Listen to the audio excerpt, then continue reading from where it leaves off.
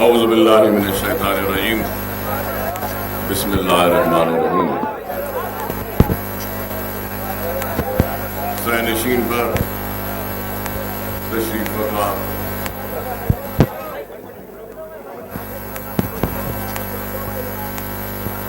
اراکین اسمبلی، اراکین کونسل، اراکین بلدیہ، قائدین مجلس و معتمد عمومی کل مجلس اتحاد المسلمین حاج احمد پاشا قادری صاحب، بزرگوں، نوجوان ساتھیوں، الحمدللہ اللہ کا فضل کرم، نبی کریم صلی اللہ علیہ وسلم کا صدقہ، اولیاء اللہ کی دعائیں کہ آج ہم سب احیاء مجلس اتحاد المسلمین کی سالانہ تقریب میں شرکت کر رہے ہیں۔ جیسے ابھی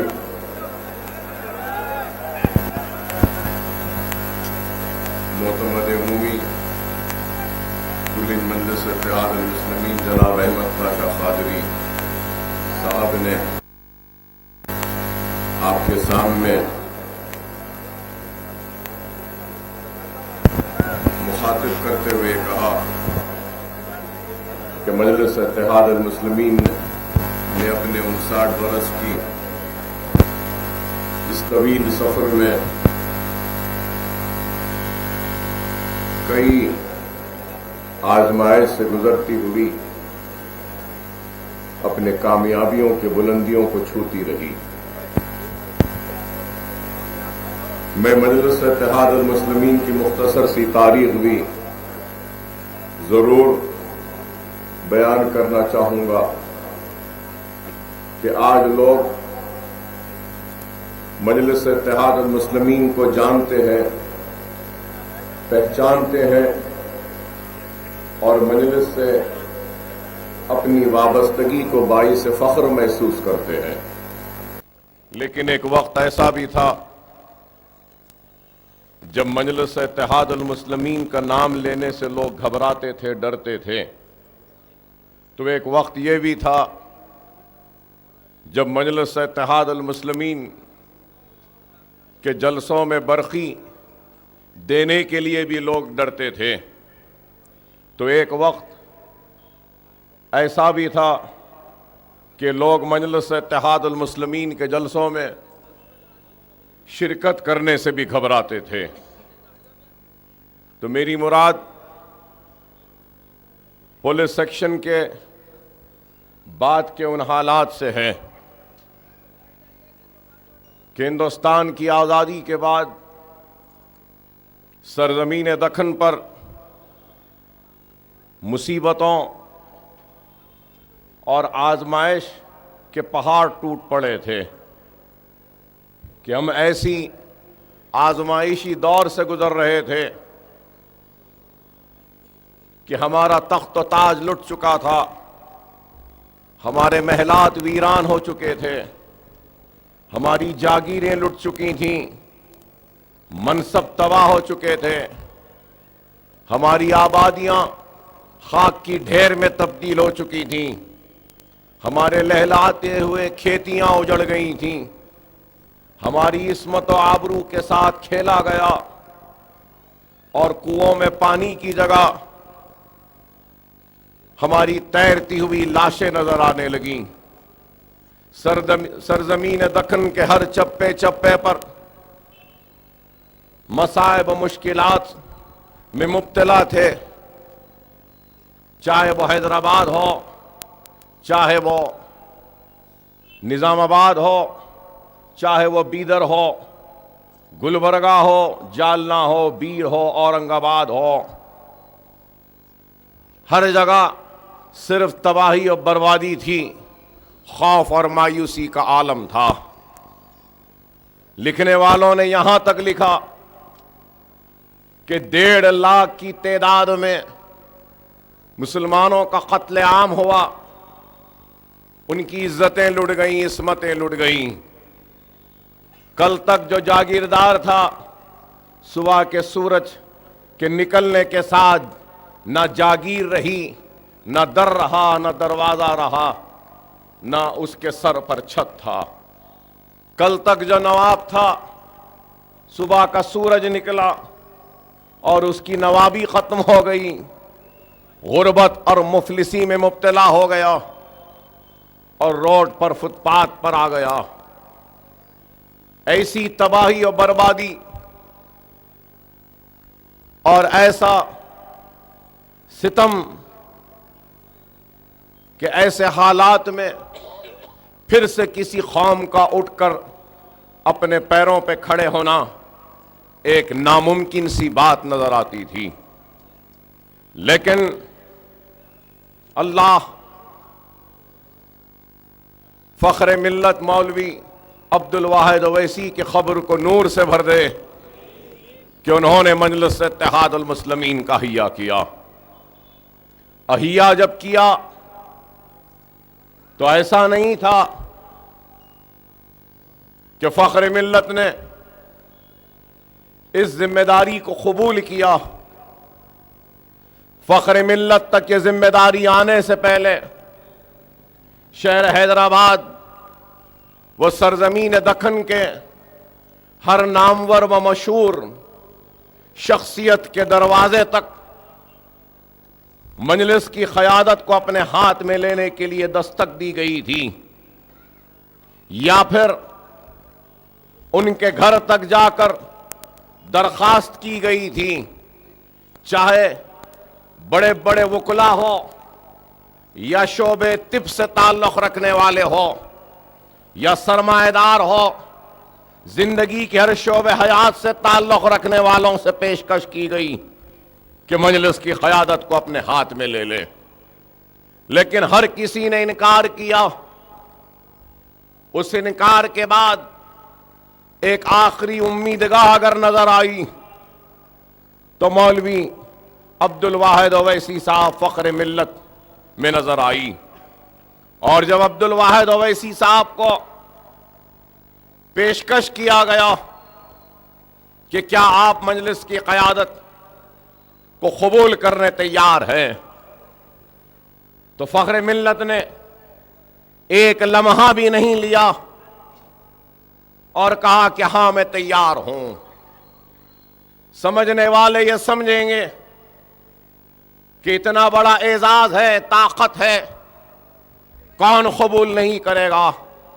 ارے اعزاز آج ہے، طاقت آج ہے، پہچان آج ہے، لیکن اس وقت مجلس کے پاس ایک ٹوٹا قلم اور ایک پھٹا کاغذ بھی نہیں تھا، دفتر بھی نہیں تھا، کچھ بھی نہیں تھا مجلس کے پاس۔ مجلس کا نام لیتے تو جیلوں میں ڈال دیا جاتا تھا، مجلس کا نام لیتے تو گھروں کی برقی کاٹ دی جاتی تھی، مجلس کا نام لیتے تو گھروں سے آب رسانی کے لائن کو کاٹ دیا جاتا تھا، مجلس کا نام لیتے تو بینک کے کھاتوں کو منجمد کر دیا جاتا، مجلس کا نام لیتے تو روزی سے محروم ہو جاتے تھے، مجلس کا نام لیتے تو روٹی سے محروم ہو جاتے تھے، اگر مجلس کا نام لیتے تو مصائب و مشکلات میں مبتلا ہو جاتے۔ تو ایسے اس دور میں فخر ملت نے مجلس کی قیادت کے کانٹوں بھرے تاج کو قبول کیا اور مجلس اتحاد المسلمین کی جدوجہد کا آغاز کیا۔ اور جب آغاز کیا تو مجلس اتحاد المسلمین نے یہ نہیں کہا کہ ہم صرف سیاست میں حصہ لیں گے یا پھر اقتدار کے کرسیوں پہ بیٹھ کر ان کرسیوں کی زینت بنیں گے، بلکہ مجلس اتحاد المسلمین کے احیا کے وقت فخر ملت علیہ الرحمہ نے سب سے پہلا اگر کچھ نعرہ دیا تو وہ نعرہ یہ دیا کہ کلمے کی بنیاد پر مسلمانوں میں اتحاد کو پیدا کریں گے۔ دوسرا نعرہ دیا تو مسلمانوں کی تعلیمی پسماندگی کو دور کریں گے۔ تو تیسرا نعرہ دیا تو مسلمانوں کی کمزور معیشت کو مستحکم کریں گے۔ اور چوتھا اور آخری نعرہ دیا تو یہ نعرہ دیا کہ ہم سیاست میں حصہ لیتے ہوئے سیاسی طاقت کے ذریعے تعلیمی معاشی مسائل کو حل کریں گے۔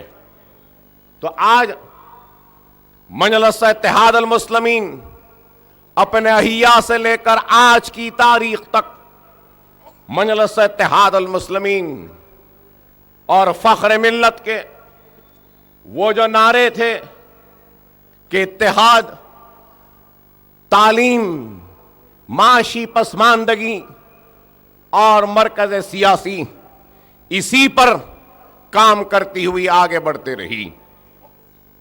فخر ملت علیہ رحمہ کے نعروں کو اور ان کے خوابوں کو حقیقت کی شکل دی تو اللہ سالار ملت الحاج سلطان صلاح الدین اویسی صاحب کی خبر کو نور سے بھر دے کہ انہوں نے فخر ملت کے نعروں اور خوابوں کو ایک حقیقت کی شکل دی۔ میں یہ بھی ضرور بیان کروں گا نوجوانوں کے سامنے کہ جب مجلس کی قیادت کے کانٹوں بھرے تاج کو فخر ملت نے قبول کیا تھا تو 2 مارچ کے جلسے کے بعد فخر ملت کو گرفتار کیا گیا تھا۔ پسل منڈا میں باغ تھا، وہاں پہ مجلس اتحاد المسلمین کا جلسہ ہوا تھا۔ کہنے والے یہ کہتے ہیں کہ مجلس کی تاریخ میں کئی کامیاب جلسوں کو مجلس نے منعقد کیا، لیکن ویسے جلسے اور ویسی تعداد میں شرکت کرنے والے لوگوں کے جوش و جنون و جذبے کو کبھی بھی دیکھنے والوں نے نہیں دیکھا کہ لاکھوں کی تعداد میں لوگ، کوئی چادر لے آ رہا تھا، کوئی جانماز لے آ رہا تھا، کوئی پانی لے آ رہا تھا، تو کوئی صاف کر رہا تھا میدان کو، اور وہاں جلسہ ہوا۔ اور جلسے میں جب احیاء مجلس ہوا، جلسہ ختم ہوا تو صبح کی فجر سے پہلے فخر ملت کے گھر کو پسل بنڈے پر پولیس والوں نے گھیر لیا 4 طرف سے، اور فخر ملت کے گرفتاری کے احکامات اور وارنٹ کو لے کر آئے، اور فخر ملت گرفتار ہوئے۔ اور گرفتار ہونے کے بعد چنچل گڑے کی جیل میں 11 ماہ تک جیل کی سلاخوں کے پیچھے رہے۔ 5.5 فیٹ کے کمرے میں جیل میں ڈال دیا گیا۔ چلچلاتی ہوئی دھوپ کی گرمی کی تپش کو برداشت کرنا پڑا، تو کڑاکے کی سردی کے تھپیڑوں کو برداشت کرنا پڑا۔ 11 مہینے تک جیل میں رہے، قرآن کا ترجمہ لکھتے رہے، اور ہر وقت حکومت ہند کے قاصدوں نے آ کر یہی پیشکش کیا اور کہا فخر ملت سے۔ اور اس وقت فخر ملت جب جیل میں گئے تو فخر ملت نے اپنے نوجوان فرزند کو، سالار ملت کو مجلس کی ذمہ داری دی، اور مجلس کی ذمہ داری دی تو سالار ملت کو کچھ معلوم نہیں تھا، اور جب ذمہ داری دی فخر ملت جیل میں، حکومت ہند، جواہر لال نہرو وزیر اعظم ہندوستان تھے اس وقت، ان کے قاصدین بار بار ایک ہی پیغام پہنچاتے سالار ملت تک اور کہتے کہ اپنے باپ فخر ملت تک پہنچا دو، یہ کاغذ ہے اس پہ دستخط کر دو، اس میں یہ لکھا ہے کہ مجلس اتحاد المسلمین سیاست میں حصہ نہیں لے گی، انتخابات میں حصہ نہیں لے گی، اور صرف ایک تنظیم بنے گی اور کام کرے گی بغیر سیاسی جد جہد کے۔ لیکن نہ سالار نے اس پیغام کو فخر ملت تک پہنچایا، نہ ہی فخر ملت نے اس کاغذ پہ دستخط کی، اور یہی بات کہتے رہے کہ 11 ماہ کیا، تم مجھے 11 برس بھی جیل میں کیوں نہ ڈال دو، میں مسلمانوں کو زندہ لاش نہیں بناؤں گا، ہم سیاست میں حصہ لیں گے اور اپنی جد و جہد کو آگے بڑھائیں گے۔ یہ ایک عزم تھا، ارادہ تھا اور ایک جنون تھا جو آگے بڑھتے گئے۔ 11 ماہ کے مصیبت کے بعد جیل سے رہا ہوئے، جلسے ہوتے تھے مجلس کے تو کوئی برقی نہیں دیتا تھا، دروازے وہ اپنے گھر کی کھڑکیوں کو کھول کر دیکھنے کی ہمت جٹا نہیں پاتے تھے۔ مجلس کے جلسوں میں 3 یا 4 لوگ شریک ہوتے تھے، اسٹیج پہ بیٹھنے والا کوئی نہیں، باپ تقریر کر رہا ہے تو سننے والا بیٹا ہے، بیٹا تقریر کر رہا ہے تو سننے والا سامعین میں باپ نظر آتا تھا۔ یہی جدوجہد تھی فخر ملت و سالار ملت کی کہ مجلس اتحاد المسلمین آگے بڑھتے گئی۔ 11 برس کی قانونی جدوجہد کے بعد آپ اور ہم جہاں بیٹھے ہیں، اس دارالسلام کو حاصل کیا گیا۔ یہ دارالسلام فائر بریگیڈ کا آفس بن گیا تھا، اور فائر بریگیڈ کے آفس چلتے تھے دارالسلام میں، اور دارالسلام ویران ہو چکا تھا، اور دارالسلام کو حاصل کیا۔ اور دارالسلام پر جب سب سے پہلے دارالسلام کا پوزیشن لینے آئے تو میں جس مقام پہ کھڑا ہوں یہ وہی مقام ہے جس مقام پر فخر ملت، سالار ملت اور مجلس کے مجاہدین نے مل کر یہاں پر صاف کیا تھا، صاف کر کر جاناز بچھا کر سب سے پہلے نماز ادا کی تھی اسی مقام پر۔ یہ کام کوئی ایسے راتوں رات نہیں بنا، 59 سال کی جدوجہد کوئی چھوٹی جدوجہد نہیں ہے۔ اور پھر دارالسلام کو حاصل کیا، اس ویرانے کو آباد کیا، اور اس کے در و دروازے دیوار جو مایوس تھی 11 برس سے زائد، جن دیواروں میں سناٹے تھے، خاموشی تھی، ان در و دیوار کو آباد کیا، ویرانیت کو ختم کیا، اور نعرہ تکبیر اللہ اکبر کی آواز کو بلند کیا، اور ہرے پرچم کو لہرایا، مجلس اتحاد المسلمین کے جدوجہد کا آغاز کیا۔ جب دارالسلام لیا تو سب سے پہلے دارالسلام کے اس کونے کی عمارت میں، نور محل جس کو کہتے ہیں، اس میں ایک اسکول قائم کیا، اسکول چلتا تھا اس میں، اور اس کے بعد یہ سامنے کی بلڈنگ ITI سینٹر بنایا گیا، انڈسٹریل ٹریننگ سینٹر، اور اس کے بعد میں حکومت سے لڑ کر کہ اتنے برس تک ہمارا دفتر تمہارے پاس تھا، ہم کو اس کا کرایہ دو، اس کا کرایہ حاصل کیا۔ جب حکومت نے کرایہ دیا تو کہا کہ کرایہ ہی نہیں، ہم کو اس کا انٹرسٹ بھی دیا جائے، اتنے برس تک کرایہ نہیں۔ اور وہ جو پیسہ آیا اس پیسے سے یہ اسکول بنا، ITI سینٹر بنا، اور دارالسلام کی سامنے کی ملگیاں بنی۔ کتنے برس کے بعد؟ احیاء مجلس اتحاد المسلمین کے 11 برس کے بعد۔ تو اندازہ لگائیے کہ اس اتنے دن تک مجلس کے پاس کوئی دفتر نہیں تھا، کچھ بھی نہیں تھا، اور ہم نے اپنی جدوجہد کو جاری رکھا۔ انتخابات آئے تو بلدی انتخابات میں حصہ لیا، اور بلدی انتخابات کے بعد اسمبلی کے انتخابات، اور بڑے بڑے مشہور و معروف شخصیتوں کو مجلس اتحاد المسلمین اور سالار ملت نے پسپا کیا، ان کو ہرایا۔ اب وہ دنیا میں نہیں ہے، اس لیے میں ان کا نام لینا نہیں چاہتا۔ بڑے بڑے وقت کے وزراء تھے، اس وقت کے ہوم منسٹرز تھے، سالار ملت نے ان کو شکست دی اور مجلس کو آگے بڑھایا. مجلس اتحاد المسلمین سیاسی طور پہ ایوانوں میں نمائندگی کرنے لگی تو مجلس اتحاد المسلمین نے اپنے بلبوتے پر مسلمانوں کی کمزور معیشت کو استحکام بخشنے کے لیے سالار ملت نے دارالسلام کوآپریٹو بینکس کو قائم کیا. آج دارالسلام کوآپریٹو بینک کے پاس قریب 550 کروڑ روپیہ ہے. 9 اور 10-11 شاخیں ہیں اور پھیلنے کی سکت ہے. کوآپریٹو سیکٹر میں کئی بڑے بڑے بینک ڈوبے. پروڈینشل بینک ڈوبا, واسوی بینک ڈوبا, چار مینار بینک ڈوبا, لیکن سالار ملت کی مضبوط خیانت تھی کہ دارالسلام بینک ڈوبنا تو چھوڑو, ترقی کرتا گیا, آگے بڑھتا گیا.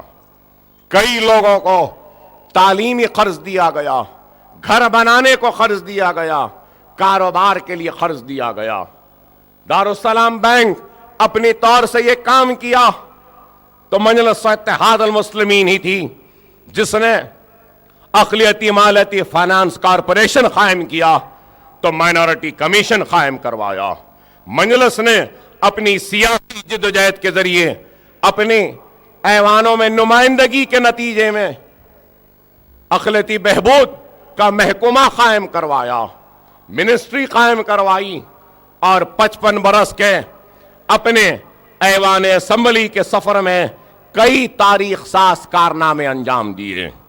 یہ سیٹوین جو آج ہے, یہ سیٹوین بھی سالار ملت نے مرری چنا ریڈی کے دور میں اس وقت سیٹوین کو قائم کیا تھا. اور نہ صرف یہ بلکہ Quli Qutb Shah urban development authority پرانے شہر کی ترقی کے لیے ملک الشورا کا خطاب دلوایا تو اردو اکیڈمی کو قائم کروایا. یہ کام مجلس اتحاد المسلمین نے کیا.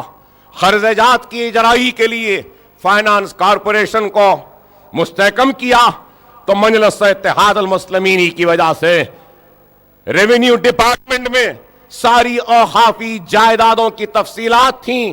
وقف بورڈ قائم ہونے کے بعد مائنورٹی محکمے کو, اقلیتی محکمے کو محکمہ مال سے پوری اوقافی جائیدادوں کے دستاویزات کو ٹرانسفر کروایا.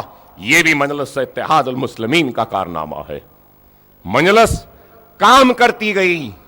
نہ صرف یہ بلکہ مجلس اتحاد المسلمین نے تعلیمی میدان میں آج جو کام کیا ہے, میں کہوں گا کہ ہندوستان کی کوئی سیاسی جماعت ہمارے تعلیمی سرگرمیاں اور تعلیمی انقلاب کا مقابلہ نہیں کر سکتی.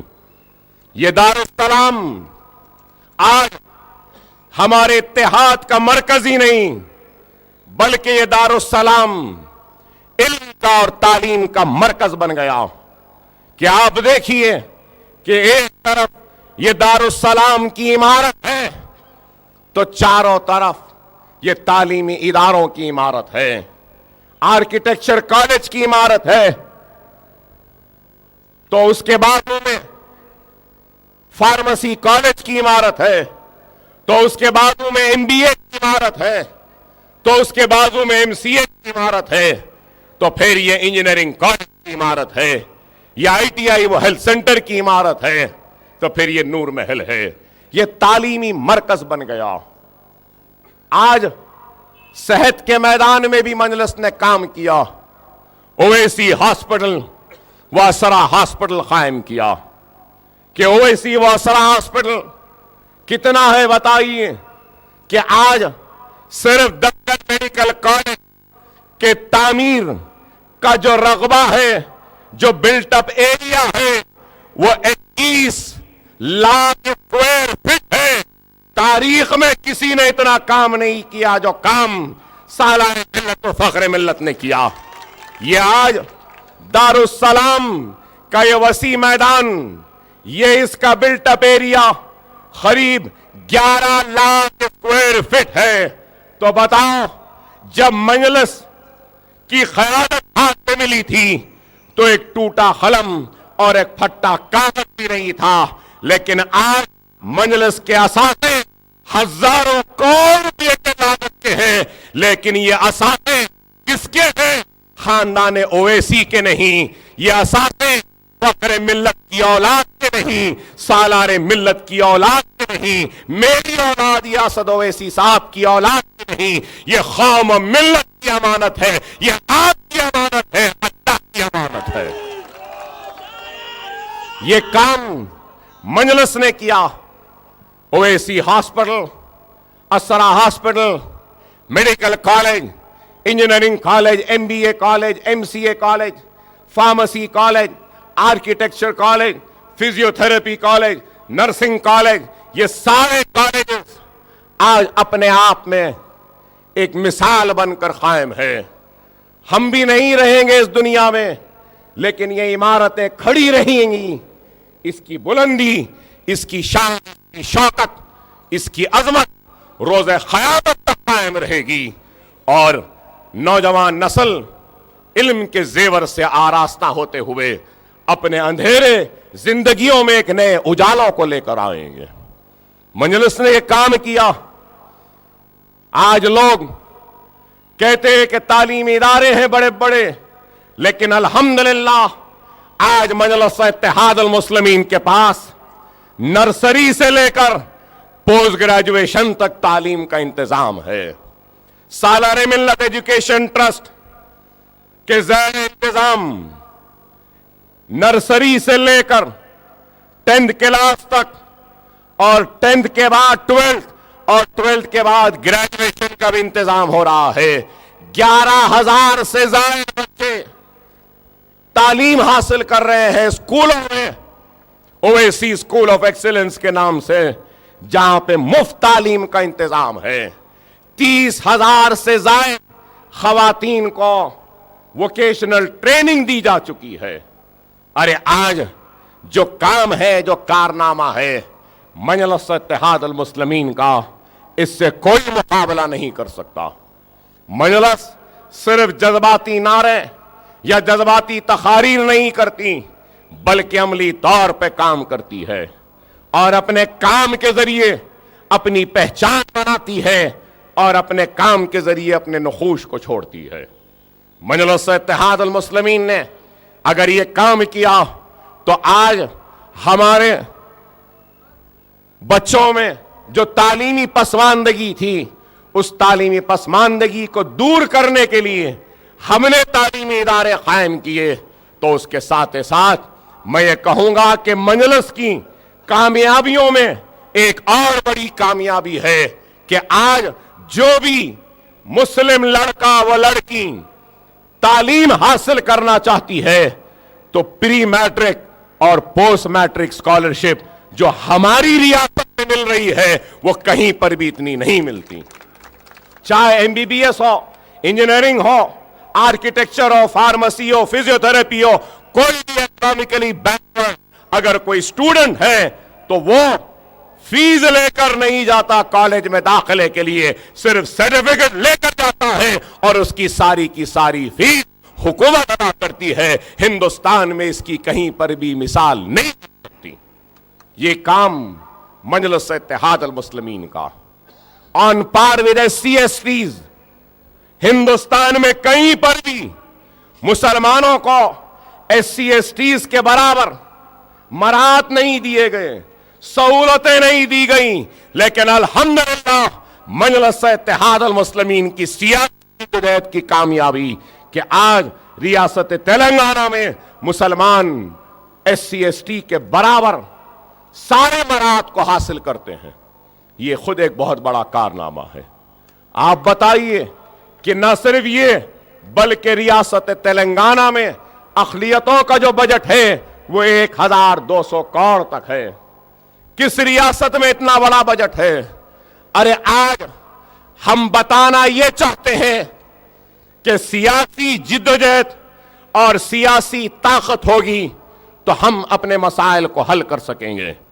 اگر سیاسی جدوجہد نہیں ہوگی اور مرکز سیاسی کا اتحاد نہیں ہوگا تو پھر کوئی ہم کو پوچھے گا نہیں, کوئی ہماری آواز پہ توجہ نہیں دے گا. میں آج اس بات کو دہرانا چاہتا ہوں جو فخر ملت بار بار کہتے تھے. سالار ملت نے بھی اپنے تقریر میں کہا کہ اگر ہم کو کچھ حاصل کرنا ہے تو مرکز سیاست میں آنا ہوگا, اپنے صفوں میں اتحاد کو پیدا کرنا ہوگا. مجلس اتحاد المسلمین کا ہیا ہوا تو لوگوں نے کہا کہ کیا ضرورت ہے مجلس کی, 1.5 لاکھ کی تعداد میں کٹ گئے, لٹ گئے, تباہ ہو گئے, کیا اور کرنا چاہتے ہو؟ لیکن آپ بتائیے کہ آج سارا ہندوستان اس بات کو تسلیم کرنے کے لیے مجبور ہوتا کہ مجلس کی سوچ جو 59 برس پہلے تھی وہی صحیح تھی, اور آج سارا ہندوستان کہہ رہا ہے کہ ہماری اپنی بھی جماعت ہونی چاہیے. مجھے سالار کا وہ جملہ یاد آتا ہے کہ سالار اپنی تقریر میں بار بار کہتے تھے مجلس اور مخالفین مجلس میں ایک فرق ہے, اور وہ فرق یہ ہے کہ مجلس ہواؤں میں بو سونگ کر کہتی ہے کہ بارش ہونے والی ہے, اور مخالفین مجلس بارش کی گواہی اس وقت دیتے ہیں جب بارش کی بوندیں ان کے جسم کو بھگوتی ہیں. یہ سالار کے جملے تھے. آج ہندوستان اس بات کو قبول کرنے, تسلیم کرنے پہ مجبور ہوا کہ ہماری اپنی جماعت ہونی چاہیے. ہم نے آج سے 60 برس پہلے کہا کہ ہماری جماعت ہونی چاہیے, اپنی آواز ہونی چاہیے, اور ہم اپنی آواز وہ اپنی اتحاد اور اپنی جماعت کے ذریعے اپنے مسائل کو حل کرتے ہیں. آج ریاست تلنگانہ و حیدرآباد بے شک ہندوستان کا پائے تخت یا کیپٹل دلی ضرور ہے, لیکن ہندوستان کے مسلمانوں کا اگر کوئی کیپٹل ہے تو وہ دارالسلام ہے, وہ حیدرآباد ہے, وہ آپ کا اتحاد ہے. ہندوستان کے مسلمانوں کو اگر سوچ جاتی ہے تو دارالسلام سے جاتی ہے, اگر فکر جاتی ہے تو دارالسلام سے جاتی ہے, رہنمائی جاتی ہے تو دارالسلام سے جاتی ہے. تو آپ بتائیے کہ ہم نے اپنے تخت و تاج کو لٹایا, ہم نے اپنے عزتوں کو گوایا, ہماری عصمتوں کو لٹایا, ہماری کھیتیوں کو اجڑتا ہوا دیکھتے رہے, ہمارے بچوں کے گلے کٹتے رہے, ہم دیکھتے رہے, اور آج ہم اس بڑے ذمہ داری کے مقام پر فائز ہیں, اور اللہ آج ہندوستان کے مسلمانوں کی قیادت کی ذمہ داری ہم سے, ہمارے ہاتھوں میں تھما کر ہم سے کام لے رہا ہے. تو کیوں ہے؟ اس بات پہ ہے کہ ہم نے مسکراتے مسکراتے تخت و تاج کو لٹنے دیا, ہم نے مسکراتے مسکراتے عزت و عصمت کو لٹنے دیا, ہم نے مسکراتے مسکراتے ساری تباہی کو قبول کر لیا, لیکن ہم نے تخت کو لٹایا, تاج کو لٹایا, عزت کو لٹایا, عصمت کو لٹایا, جاگیر کو لٹایا, ہم نے اپنے منصب کو لٹایا, سب کچھ لٹاتے رہے, لیکن ہم کبھی اپنے ایمان کو لٹنے نہیں دیے, اور اسی ایمان سے ہم نے مجلس کو بنایا, اسی ایمان سے ہم نے مجلس کو بنایا. اور آج مجلس آگے بڑھ کر جا رہی ہے, تو مجلس ہندوستان کی ہر کونے میں پہنچ رہی ہے. تو کیا مجلس کوئی نیا نعرہ لے کر گئی ہے؟ نہیں میرے بھائی, ہم کوئی نیا نعرہ یا نیا فارمولا لے کر نہیں گئے, بلکہ ہم ہماری 59 برس کے کامیاب سفر کی داستان و تاریخ کو لے کر سارے ہندوستان کے مسلمانوں کو اپنی طرف راغب کر رہے ہیں, اور بتا رہے ہیں کہ یہ دیکھو, یہ ہمارا اتحاد, یہ ہماری جماعت, یہ ہمارے کامیابیاں. اور آج یہی پیغام ہے جو آج ہندوستان کے مسلمانوں کو ایک نئی کشش دے رہا ہے. تو نئی امید دے رہا ہے، ایک نئی آس دے رہا ہے۔ مجلس اتحاد المسلمین آج ڈرتی یا گھبراتی نہیں ہے کسی سے، اور اس اظہار حق سے کبھی منہ نہیں موڑتی۔ جو حق ہے وہ مجلس بیان کرتی ہے۔ مجلس اس بات کی پرواہ نہیں کرتی کہ اس کے نتائج کیا ہوں گے۔ ارے اگر مجلس نتائج کی پرواہ کرنے والی جماعت ہوتی تو پھر آج دارالسلام نہ ہوتا، اور آج میں آپ سے مخاطب نہ کرتا ہوتا، اور آج کے دارالسلام میں نعرے تکبیر اللہ اکبر کی آوازیں نہیں گونجتی تھی۔ فخر ملت علیہ الرحمن نے 59 برس پہلے جو بیج بویا تھا، سالار ملت نے اس بیج کو اپنے خون اور اپنے پسینے سے ایک درخت کی شکل دی، اور پھر وہ درخت آج نہ صرف سایہ دے رہا ہے، ٹھنڈی ہوا دے رہا ہے، پھول دے رہا ہے، بلکہ وہ درخت آج آپ کو پھل بھی دے رہا ہے۔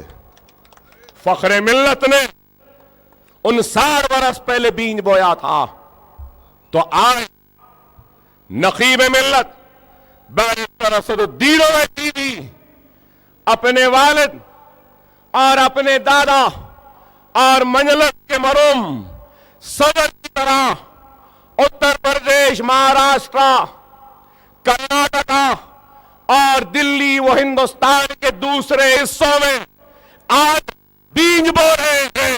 بے شک ہم شاید زندہ نہ رہے، فخر ملت و سالار ملت کی طرح ہم بھی زمین کے غذا بن جائیں، ہم بھی دفن ہو جائیں، مر جائیں، لیکن ہم زندہ نہیں رہیں گے۔ لیکن ایسا 50 برس کے بعد تو زمین دکن کا مسلمان جو پھل کھا رہا ہے، سارے ہندوستان کا مسلمان اس پھل کو کھائے گا جس کی بنیاد اور پودے کی بنیاد نقیب ملت نے آج رکھی ہے۔ یہ ضروری نہیں ہے کہ ہم نے جو پودا لگایا ہے اس پودے کے پھل آج ہی کھا لے۔ یہ ضروری نہیں کہ جو پودا آج لگے اس یہ پھول دے، سایہ دے یا پھل دے۔ ارے آج جو پودا لگا ہے یہ پودا کل کو ضرور بڑا ہوگا، سایہ دے گا، پھول دے گا اور پھل بھی دے گا۔ آج مجلس یہی عزم کے ساتھ کام کرتی ہے۔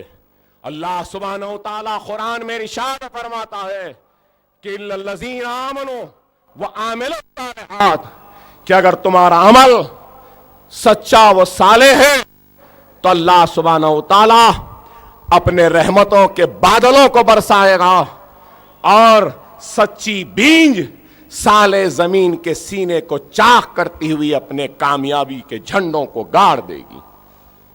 آج مجلس اسی طریقے سے کام کر رہی ہے۔ ہم نے کبھی کسی کی پرواہ نہیں کی۔ مجلس کو پل کے اس پار کی جماعت کہا گیا تھا کبھی، تو مجلس کو رکشے والے جھٹکے والوں کی جماعت کہا گیا، تو مجلس کو کبھی بنڈی والوں کی جماعت کہا، تو مجلس کو کبھی چھوٹی جماعت بھی کہا گیا۔ دیکھو بولنے والے کتنے چھوٹے ہو گئے اور مجلس کتنی بڑی ہو گئی۔ اللہ 2 مرتبہ مسکراتا ہے، ایک اس وقت جب دنیا کسی کو نیچا دکھانا چاہے اور اللہ کسی کو اٹھانا چاہے تو اللہ اس وقت مسکراتا ہے۔ تو اللہ اس وقت بھی مسکراتا ہے جب دنیا کسی کو اٹھانا چاہے اور اللہ کسی کو گرانا چاہے تو اللہ اس وقت بھی مسکراتا ہے۔ دنیا ہم کو نیچا دکھانا چاہی، ہم کو گرانا چاہی، لیکن اللہ مسکرا رہا تھا، اور اللہ ہم کو گرنے سے بچا رہا تھا اور ہم کو بلندیوں تک پہنچا رہا تھا۔ جب تک اللہ راضی تو دنیا راضی۔ مجلس دنیا کے اجر کے لیے کام نہیں کرتی، مجلس کام کرتی ہے تو اللہ کے اجر کے لیے کام کرتی ہے۔ ہمارے خدمات، ہمارے کام کا اجر دنیا دے یا نہ دے، ہم کو اس بات کی پرواہ نہیں، کیونکہ ہمارا ایمان کہتا ہے کہ مرنے کے بعد اللہ ضرور ہمارے خدمات کا اجر ہم کو دے گا، ہماری آخرت کو آسان کرے گا اور خاتمہ خیر کرے گا، اور آخری وقت پہ اللہ ہماری زبانوں پہ کلمہ کرے گا۔ یہ ہمارا ایمان ہے۔ ہم دنیا کے لیے کام نہیں کرتے، دنیا چاہے کچھ بھی بول لے، دنیا نے تو ہر دور میں ہم کو سوداگر کہہ کے مخاطب کیا، لیکن ہم نے پرواہ نہیں کی ان کی۔ بولنا ہے تو آج بھی بول لو، تم نے فخر ملت کو کہا، سالار کو کہا، آج فخر ملت کو بھی کہتے ہو تو کہہ لو، ہم کو پرواہ نہیں، ہم اپنے اللہ کی رضا کے لیے کام کرتے ہیں۔ سجدے میں گر کر ہم اپنے معروضوں کو اللہ کی بارگاہ میں پیش کرتے ہیں اور اپنے فیصلوں کو حوالے کرتے ہیں سرکار مدینہ محمد مصطفیٰ صلی اللہ علیہ وسلم کے حوالے۔ آج مجلس کام کرتی ہوئی آگے بڑھ رہی ہے، مہاراشٹرا میں مجلس پھیل رہی ہے تو کرناٹک میں پھیل رہی ہے، ہر جگہ مجلس کامیاب ہو رہی ہے۔ مہاراشٹرا ریاست میں چوتھی سب سے بڑی طاقت اگر کوئی ہے مہاراشٹرا کی سیاست میں تو وہ مجلس اتحاد المسلمین ہے۔ آج لوگ کہتے تھے کہ آندھرا کا چیف منسٹر جس کو بننا ہے تو سب سے پہلے اس کو مجلس کو اور دارالسلام کو راضی کرانا ہوتا ہے۔ ارے الحمدللہ آج مہاراشٹرا کی سیاست میں بھی بغیر ہمارے مرضی کے کوئی آگے نہیں بڑھ سکتا۔ نہ صرف یہ، انشاءاللہ تعالی اللہ نے چاہا تو اتر پردیش میں بھی مجلس کامیاب ہوگی اسمبلی میں، اور اپنے نمائندوں کو منتخب کروا کے ایوان اسمبلی میں بھیجنے میں کامیاب بھی ہوگی انشاءاللہ تعالی۔ کرناٹک میں بھی مجلس پھیل رہی ہے، ہمارے اراکین بلدیاں ہیں کرناٹک میں بھی، بسوا کلیان میں ہے، بیدر میں ہے، دوسرے علاقوں میں ہے۔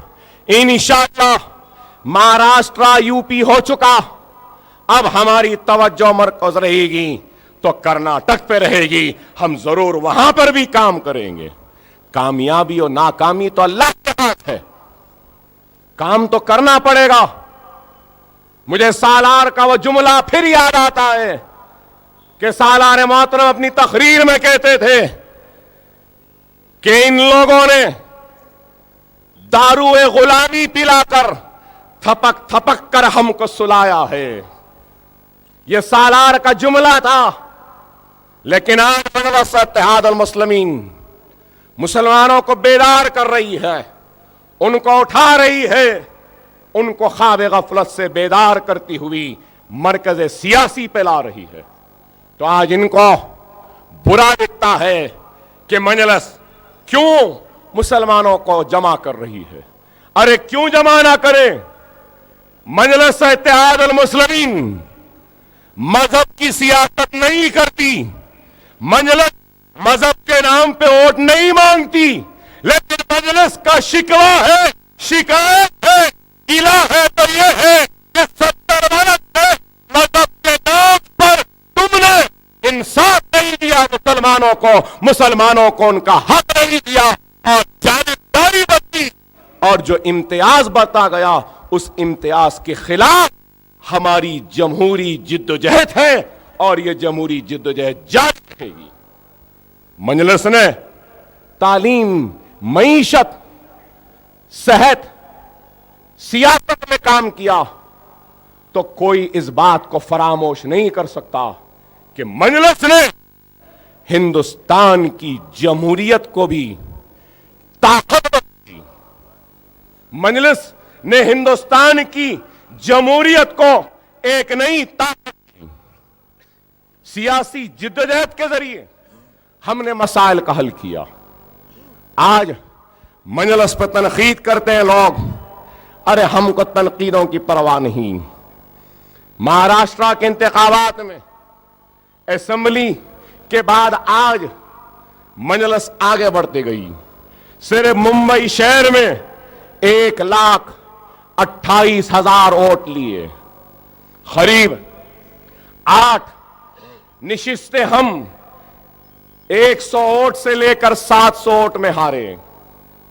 مجلس اتحاد المسلمین شولاپور میں جیتی, اورنگ آباد میں جیتی, بیڑ میں جیتی, مجلس پونا میں جیتی, ممبئی میں جیتی, امراوتی میں جیتی, آکولا میں جیتی, سب سے پہلے ناندیڑ میں بھی جیتی مجلس.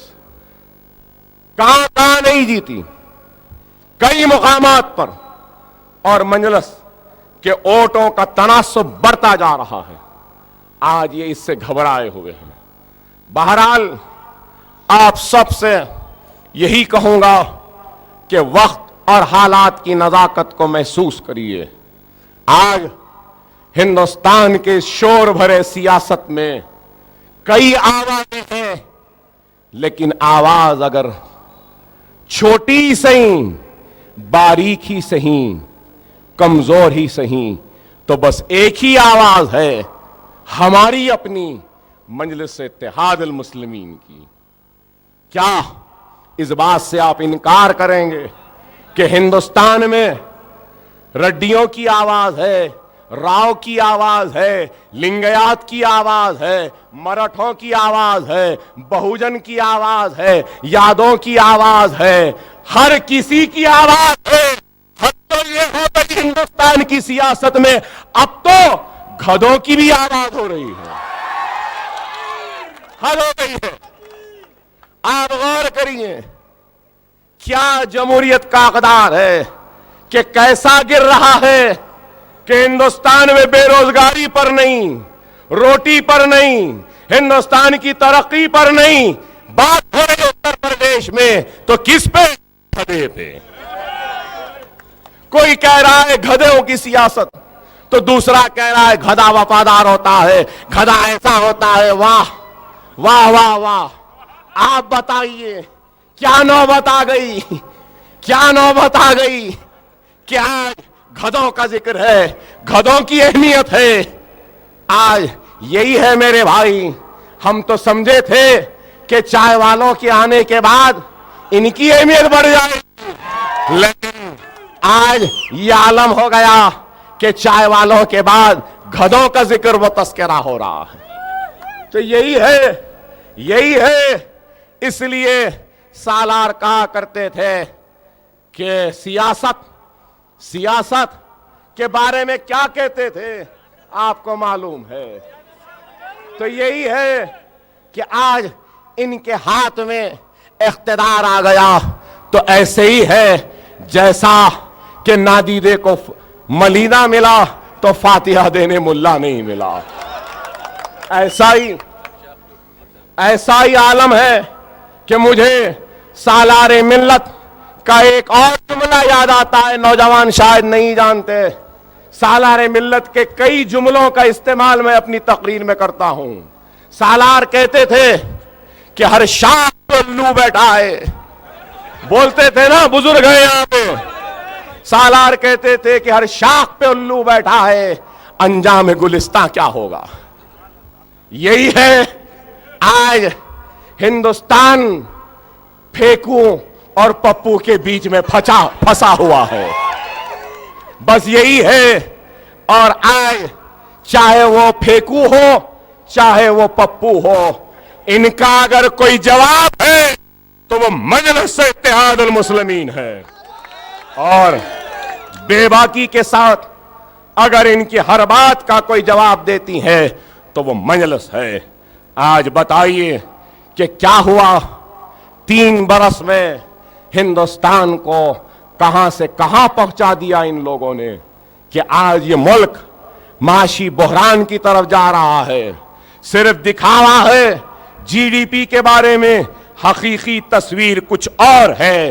اتر پردیش کا الیکشن ہوتے ہی دیکھو نئے نئے مظالم ڈھائے جائیں گے عوام پر, نئے نئے ٹیکسز لا دے جائیں گے, مہنگائی کا اضافہ ہوگا. کیا آج مہنگائی کم ہوئی؟ کیا ڈالر کم ہوا؟ بڑھ رہا ہے. اور پھر اب تک جو یہ چلتی رہی معیشت تو اس واسطے کیونکہ بین الاقوامی بازار میں آئل بیرل, جو آئل کا جو قیمت تھی وہ گری ہوئی تھی, لیکن آج ایک بیرل $60 تک جانے والا ہے. سعودی عرب نے اعلان کر دیا کہ ہم ایک بیرل $60 میں دیں گے. تو جب آئل مہنگا ہوگا تو سب کچھ مہنگا ہوتا جائے گا, سب کچھ بڑھتا جائے گا. آج یہ ملک کو تباہ و برباد کر دیا ان لوگوں نے کہ آج یہ ملک کو ایک تباہی کے دہانے پر لا کر کھڑا کر دیا. اور ہم آج اپنے حق کی جدوجہد کی لڑائی لڑ رہے ہیں تو ہم کو بدنام کیا جاتا ہے. ایک طرف وہ ہے جو ہم کو اینٹی نیشنل کہتے ہیں, تو دوسری طرف وہ ہے جو لوگ ہم کو سیکولرزم اور سیکولر ووٹوں کے تقسیم کے ذمہ دار کہتے ہیں. ایسا ہو گیا کہ نیشنلزم کا سرٹیفکیٹ ان کے پاس, سیکولرزم کا ان کے پاس. کیا ہم ان کے غلام ہیں؟ ہم کسی کے غلام نہیں ہیں. ہم غلام ہیں تو اپنے آقا محمد مدینہ صلی اللہ علیہ وسلم کے غلام ہیں. اور ہم آج ہر ایک کو کھول کر بتاتے ہیں کانگریس کہاں ناکام ہوئی. ہم بتاتے ہیں 70 برس میں 50,000 سے زائد فسادات کے ذریعے ہم کو لوٹنے, کاٹنے, جلانے والوں کا نام کانگریس ہے. تو یہ کانگریس ہی تھی جس نے ہم کو علم سے محروم رکھا, تعلیم سے محروم رکھا, ہم کو ہمارے حق سے محروم رکھا. تو آج یہی کانگریس کی نااہلی اور ناکامی کی وجہ ہے کہ ایک چائے والا ہندوستان کا وزیر اعظم بن کر بیٹھا ہے. ان کے پاس تو اقتدار تھی, طاقت تھی. گجرات کے فساد کے بعد گجرات کے قاتلوں کو اگر جیل میں ڈالتے ہوتے تو دلی کے تخت پہ آج جو بیٹھے ہیں وہ بیٹھے ہوئے نظر نہیں آتے تھے. ان کی نااہلی ہے. بابری مسجد کا تالا یہی کانگریسیوں نے کھولا, شیلا نیاس یہی کانگریسیوں نے کروایا, بابری مسجد کو شہید یہی کانگریسیوں نے کیا, فسادات برپا ہندوستان میں تو یہی کانگریسیوں نے. لیکن ہم نے ساری ناانصافیوں کو بھلا کر سونیا گاندھی جب گھر سے نکلی تو بھروسہ کیا, اعتماد کیا. لیکن کیا ہوا؟ کیا سچر کمیٹی کی رپورٹ پر عمل آوری ہوئی؟ کیا رنگناتھ مشرا پہ عمل آوری ہوئی؟ کیا کنڈو کمیٹی پہ ہوئی؟ کچھ بھی نہیں ہوئی. آج ہم جب یہ باتیں کہتے ہیں تو ان کو برا دکھتا ہے. آج یہ سنگھ پریوار, بی جے پی, آر ایس ایس, یہ لوگ نیشنلزم, بھارت ماں سے محبت کی بات کرتے ہیں. میں پوچھنا چاہتا ہوں, اتنی محبت ہے؟ ارے بھوپال میں بے قصور, جن کا قصور ثابت نہیں ہوا تھا, جیل میں تھے اور ان بچوں کا انکاؤنٹر کر دیا بھوپال میں, اور کہا کہ یہ اینٹی نیشنل تھے, انہوں نے ایسا کیا ویسا کیا. کئی چیزیں آئی سامنے, ریکارڈنگ آئی آڈیو کے, پہاڑوں پہ سے ہاتھ بتا رہے ہیں. ان کو لے جا کر انکاؤنٹر کیا. لیکن اسی مدھیہ پردیش میں آئی ایس آئی کے ایجنٹ کون پکڑے گئے؟ کیا مجلس کا کوئی پکڑا گیا؟ کیا کوئی مسلمان پکڑا گیا؟ ارے بی جے پی کے لوگ آئی ایس آئی کے ایجنٹ کے طور پہ مدھیہ پردیش میں پکڑے گئے. ان کو کیا کیا؟ ان کو بس گرفتار کیا. وہ پنجاب میں جیل میں جا کر گولیاں 200 راؤنڈ چلا کر قیدی کو چھوڑا کے لے کے چلے گئے. جیلوں میں فائر کرتے ہوئے دلی کی ایئرپورٹ سے اس قیدی کو پکڑ کر لے جایا جاتا ہے. اگر مسلمان ہوتا تو کیا اسی طریقے سے پکڑتے؟ ارے اس کا انکاؤنٹر کر دیتے تھے. ارے یہی باتیں ہیں جو مجلس کہتی ہے, تو آج ان کو برا دکھتا ہے. خیر بہرحال بہت سی باتیں ہیں, بہت کچھ کہنا ہے, جلسے ہوں گے انشاءاللہ تعالی, ہم ان جلسوں میں کریں گے. اگر مدھیہ پردیش میں انکاؤنٹر ہوا تو تلنگانہ میں بھی ہوا ایک انکاؤنٹر آلیر کا, اور آلیر کے ان انکاؤنٹر میں جو مارے گئے ان بچوں کو مجلس ضرور انصاف دلائے گی, اور انصاف جب تک نہیں ملے گا مجلس خاموش نہیں بیٹھے گی. لوگ مجلس پہ تنقید کرتے ہیں کہ آلیر میں انکاؤنٹر ہو گیا.